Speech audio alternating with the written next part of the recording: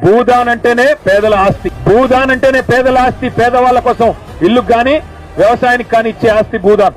అప్పుడెప్పుడో గాంధీ గారి స్ఫూర్తితో వినోబా భావే గారు అనే పెద్ద మనిషి స్టార్ట్ చేశారు భూదానం. ఆయన పేరు మీద మీరు కాలనీ పెట్టుకున్నారు, వినోబా భావే కాలనీ అని. కానీ ఆ రోజు ఒరిజినల్ గాంధీ గారు ఉన్నారు, ఈ రోజు డూప్లికేట్ గాంధీలు వచ్చి వాళ్ళ ఆధ్వర్యంలో పనిచేసే భూ దొంగలు వీళ్ళు, భూమిని కొల్లగొట్టే దొంగలు. కాబట్టి రియల్ ఎస్టేట్ మాఫియా కాబట్టి ఇలా మీ భూమిని లాక్కునే ప్రయత్నం చేస్తున్నారు. మీరు ధైర్యంగా ఉండండి, మీకు ధైర్యం చెప్పడానికి కేసీఆర్ సార్ పంపించారు. మీకోసం ఏర్పాట్లు కూడా మేము చేస్తాం, పార్టీ పరంగా ఏర్పాట్లు చేస్తాం. మీకు భోజన వసతి గాని ఉండేదానికి వసతి గాని ఎట్లాగో అధికారులు పట్టించుకోరు, వాళ్ళు ఎలాగో చెయ్యరు, మీకు మేము ఏర్పాటు చేస్తాం. దాంతో పాటు మీకు న్యాయపరంగా పోరాటం చేయడానికి కూడా మీరు రూపాయి కూడా ఎవరి దగ్గర తీసుకోవద్దు, ఎవరు ఖర్చు పెట్టొద్దు, మేము పెడతాం.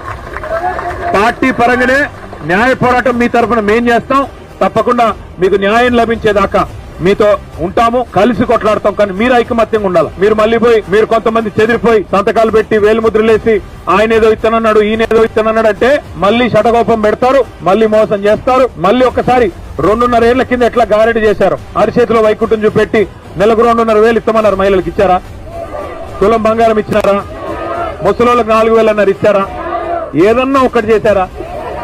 పోనీ ఇందిరమ్మ ఇండ్లు అన్నారు, ఉన్న ఇండ్లు కూలగొడుతున్నాడు కదా. హైదరాబాద్ లో కూల్చివేతలే, హైడ్రా పేరు మీద రాష్ట్రం అంతటా కూల్చివేతలే.